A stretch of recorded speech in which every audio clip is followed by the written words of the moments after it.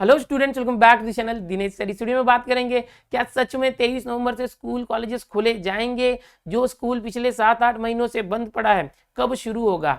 बच्चों के मन में कंफ्यूजन है कि कुछ जो मिनिस्टर्स हैं वो कह रहे हैं कि दिवाली के बाद हम स्कूल कॉलेजेस खोलेंगे, बट कुछ मिनिस्टर ऐसे भी हैं जिनका इंटरव्यू सामने आया कि हमने अभी तक कॉलेजेस को खोलने के लिए कोई प्लान नहीं किया हुआ है। सो आखिर में क्या होने वाला है, तो उसके बारे में मैं आपको इस वीडियो में डिटेल में बताने वाला हूं कि ओरली सारे मिनिस्टर्स ने क्या कहा है, चीफ मिनिस्टर ने क्या कहा है, और फाइनली उसका जो ऑफिशियल डिसीजन जो आया है गवर्नमेंट ऑफ महाराष्ट्र की तरफ से वो क्या है।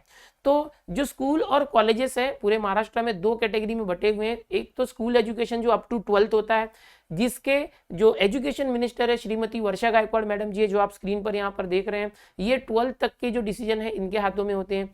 12th के बाद की जो डिग्री होती है, जिसे हम जो उदय सामंत जी को आप स्क्रीन पर देख रहे हैं, ये उच्च व तंत्र शिक्षण मंत्री हैं उदय सामंत जी, जिनका डिसीजन 12th के बाद जो हायर स्टडीज है और टेक्निकल स्टडीज है उसके लिए चलता है। इन दोनों ने उद्धव ठाकरे जी जो हमारे मुख्यमंत्री, उनके साथ मीटिंग्स की है। तो फिलहाल जो सेकेंडरी लेवल है 9th 10th स्टैंडर्ड और 11th 12th स्टैंडर्ड के लिए श्रीमती वर्षा गायकवाड़ मैडम जी ने, जो उद्धव ठाकरे जी हैं, उनके साथ मीटिंग करके डिसीजन ले लिया है कि आने वाले 23 नवंबर से हम स्कूल कॉलेजेस जो है अप टू 12th खोलने वाले हैं। सो फाइनली ये तो ओरली था, उसका कुछ रिटर्न ऑर्डर आया है क्या? तो हाँ, आज 10 नवंबर है, आज के दिन में रिटर्न ऑर्डर आ चुका है। आओ मैं आपको दिखाता हूं। तो ये रहा 10 नवंबर का जीआर, आप देख सकते हैं गव्हर्नमेंट की तरफ से राज्यातील शाळा सुरक्षितपणे सुरू करण्यासाठी मार्गदर्शक सूचना निर्गमित करण्याबाबत महाराष्ट्र शासन शालेय शिक्षण व क्रीडा विभाग, जो 12th स्टैंडर्ड तक के लिए श्रीमती वर्षा गायकवाड़ मैडम है, उनकी तरफ से और महाराष्ट्र राज्य सरकार की तरफ से एजुकेशन डिपार्टमेंट की तरफ से ये परिपत्रक जो है जाहिर किया गया है। और 10 नवंबर आज का जो ये लेटेस्ट परिपत्रक है आज ही जाहिर किया गया है। 2-3 दिन से आप देख रहे हैं एजुकेशन मिनिस्टर और चीफ मिनिस्टर के जो इंटरव्यू आपने हमारे इस चैनल पर भी देखे, इन्होंने सीधे साफ कह दिया है कि राज्यात मिशन बिगिन अगेन, इसके अंतर्गत जो एसओपी यानी स्टैंडर्ड ऑपरेटिंग प्रोसीजर जो होते हैं, जो 9वीं से लेके 12वीं के लिए जो शाला शुरू करना था उसका विचार जो है प्रस्तावधीन था, और अब उसके लिए एसओपी जारी कर दिया गया है। क्या है एसओपी? परिपत्रक में सबसे पहले कहा गया है राज्यातील इयत्ता 9वी ते इयत्ता 12वीचे वर्ग दिनांक 23 नवंबर 2020 पासून सुरू करण्यास मान्यता देण्यात येत आहे। मतलब 9वीं से 12वीं तक का जो क्लास होगा, स्कूल होगा, वो 23 नवंबर से सरकार ने मान्यता दे दी है स्कूलों को और जूनियर कॉलेजेस को कि आप 23 नवंबर के बाद से अपने स्कूल कॉलेजेस चालू कर सकते हैं, बच्चों को बुला सकते हैं।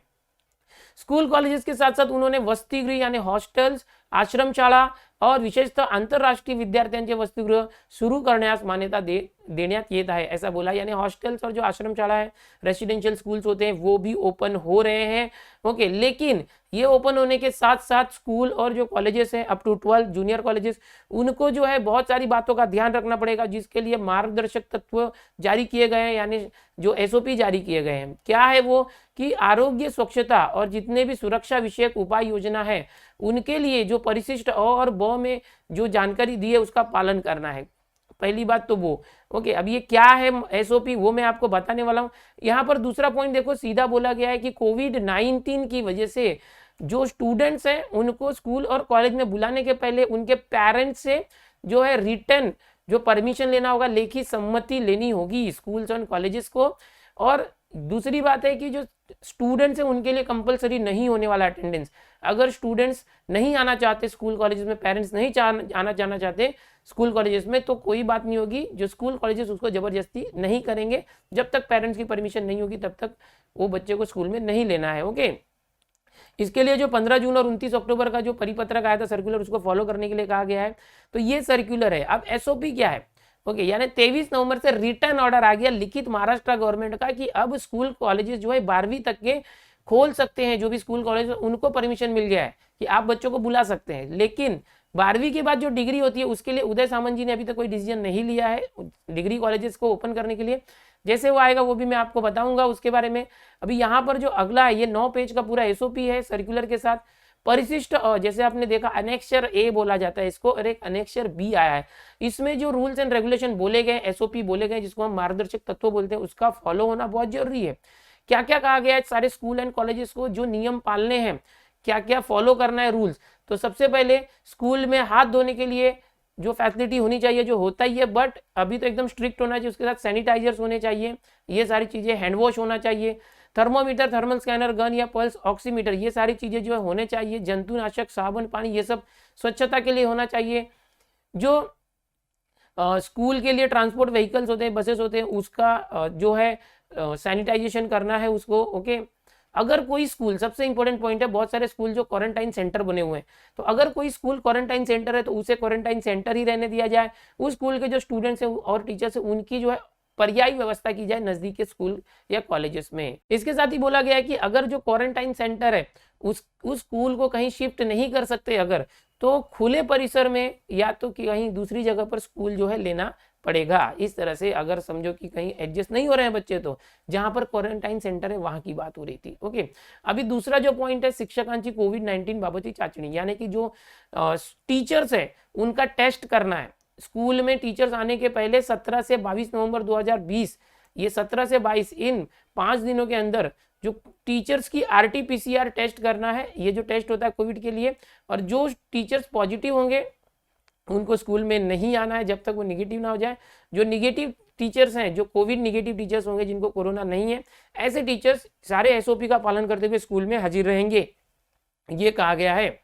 ओके, और जो शिक्षक जो है पॉझिटिव्ह होंगे उनको डॉक्टरांनी प्रमाणित केल्यानंतरच शाळेत उपस्थित राहावे। वो पॉझिटिव्ह होने के बाद जब तक ठीक नहीं हो जाते, जब तक निगेटिव नहीं हो जाते, उनके सर्टिफिकेट के बाद ही उन्हें जो है स्कूल या कॉलेजेस में लेना है। ऐसी बातें कही है टीचर्स के लिए।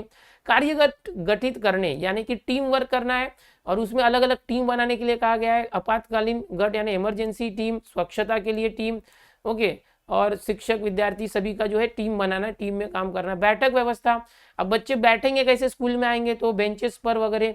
तो देखो, वर्गखोली तसेच स्टाफ रूम मधील बैठक व्यवस्था शारीरिक अंतरच्या नियमानुसार असावी, मतलब फिजिकल डिस्टन्सिंग का फॉलो होना चाहिए। वर्गामध्ये एका बाकावर एक विद्यार्थी याप्रमाणे नावानिशी बैठक व्यवस्था असावी, मतलब एक बेंच पर एक ही स्टूडेंट होना चाहिए, एक से ज्यादा स्टूडेंट नहीं बिठाना है। इस तरह से नियम है। अगर स्कूल खुलता है तो एक बेंच पर एक ही। आप अपने दोस्तों को मिस करोगे जो आपका पड़ोसी था। पांचवा जो पॉइंट है फिजिकल डिस्टेंसिंग वाला, ओके, उसके लिए चिन्हे व खुणा प्रदर्शित करने, यानी कि पूरे स्कूल या कॉलेज के प्रीमाइसिस में जैसे चार्ट्स होते हैं ना सिग्नल के लिए रोड पर, ओके, स्टॉप, ओके, पार्किंग का जो सिग्नल होता है, टर्न लेफ्ट, टर्न राइट, वैसे ही स्कूलों में भी अलग अलग सिंबल वाले जो है चार्ट लगाने होंगे फिजिकल डिस्टेंसिंग से रिलेटेड। यहाँ ना थूके करके, ऐसे बहुत सारी चीजें, बार बार हाथ धोते रहें, ओके, तो ऐसे बहुत सारे पोस्टर लगाने होंगे स्कूल कॉलेजेस के प्रीमाइसिस में। अभी सबसे इंपॉर्टेंट है शाळेतील कार्यक्रम आयोजनावरील निर्बंध। स्कूल में जब गैदरिंग होती है, या तो गया समझो प्रेयर होती है, या कोई एनुअल डे होता है, स्पोर्ट्स होता है, ऐसे जो प्रोग्राम होते हैं जहां पर ज्यादा बच्चे जमा होते हैं, तो बच्चों को जमा न होने दिया जाए। ओके, अगर ऑनलाइन हो सके तो ऑनलाइन ले सकते हैं, बट ऑफलाइन में गैदरिंग नहीं होने चाहिए। पालकांची सम्मति, यानी कि जो स्कूल कॉलेजेस में बच्चे आएंगे तो सबसे पहले उनसे रिटन नोट लिखवाना है, उनके पेरेंट्स की सिग्नेचर लेनी है कि पेरेंट्स सहमत हैं, वो अपने बच्चों को स्कूल में भेजने के लिए उनकी सहमति है, ऐसा जो रिटन नोट लेना पड़ेगा। जो बच्चे बीमार हैं उनको स्कूल में ना लिया जाए, उनको पेरेंट्स को बोला जाए उन्हें ना भेजे करके, इस तरह से। ओके, अगर पेरेंट्स चाहते हैं कि विद्यार्थी घर पर ही पढ़ाई करे तो भी वो कर सकता है। ओके, इस तरह से है। अभी आगे जो है विद्यार्थी, पालक, शिक्षक व समाजातील यांना कोविड-19च्या आव्हाने जागरूक करण्याबाबत, यानी क्या कि हमें स्कूल्स में स्टूडेंट्स और टीचर और पेरेंट्स सभी को जागरूकता फैलाना होगा, अलग अलग कार्यक्रमों के जरिए सबको बताना होगा कि किस तरह से हम इससे बच सकते हैं। अब आगे और भी कुछ जानकारियां हैं, स्टूडेंट्स के लिए इतनी जानकारियां जो है इंपॉर्टेंट थी। ओके, अभी यहाँ पर एक 9th पॉइंट है कि उपस्थिति और वैद्यकीय रजा, यानी मेडिकल जो लीव होता है या तो अटेंडेंस होता है। बहुत सारे ऐसे होते हैं कि फुल अटेंडेंस, 100% अटेंडेंस को प्राइज दिया जाता है स्कूलों में, ऐसे भी होता है। तो यहाँ पर किया गया है की विद्यार्थ्यांच्या शाळेतील उपस्थिती बंधनकारक नसून पूर्णतः पालकांच्या संमतीवर अवलंबून असेल, मतलब कि स्टूडेंट्स के लिए कंपलसरी नहीं करना है कि वो स्कूल या कॉलेज में आना जरूरी है। पेरेंट्स की सहमति होगी तो ही वो आएगा, नहीं तो उसे जबरदस्ती नहीं करना है। अटेंडेंस भी कंपलसरी नहीं रहेगा। जो कंप्लीट 100% अटेंडेंस के बाद जो इनाम दिया जाता है, पारितोषिक दिया जाता है, वो बंद कर दो। 100% अटेंडेंस अवॉर्ड नहीं देना है। ओके, और शाळेतील कर्मचाऱ्यांना त्यांना नेमून दिलेल्या कामाव्यतिरिक्त आणीबाणीच्या प्रसंगी इतर कर्मचाऱ्यांची कामे करण्यासाठी प्रशिक्षित करावे, यानी जो टीचर्स और नॉन टीचिंग स्टाफ है उनको बाकी के कामों के लिए भी ट्रेनिंग दिया जाते रहे, ताकि इमरजेंसी आने पर या कुछ अचानक कुछ काम की जरूरत होने पर वो टीचर्स उसमें सक्षम हो। और जानकारी जमा करना ऐसे कहा गया है, जो आरोग्य सेतु ऐप है कैसे चेक करना वगैरह, और बहुत सारी चीज़ों की जानकारियाँ, हेल्पलाइन नंबर्स क्या क्या है उसकी जानकारी जमा करते रहना और देते रहना। तो इस तरह से ये पूरा एसओपी है। अभी आपने देखा स्टूडेंट्स, मैंने आपको बताया कि किस तरह से जो गवर्नमेंट है वो 23 नवंबर से उन्होंने फाइनली जो है रिटन जीआर गवर्नमेंट रिजोल्यूशन जो होता है वो पास कर दिया है। आज 10 नवंबर है। अभी सारे स्कूल्स और कॉलेजेस जो 12 तक के उनको परमिशन मिल गया है। 9th 10th 11th 12th सिर्फ 4 ये स्टैंडर्ड्स के लिए। जो प्राइमरी होता है 1st से 8 उनके लिए अभी तक कुछ जानकारी नहीं आई है कि उनके लिए स्कूल कॉलेजेस खोले जाएंगे या नहीं।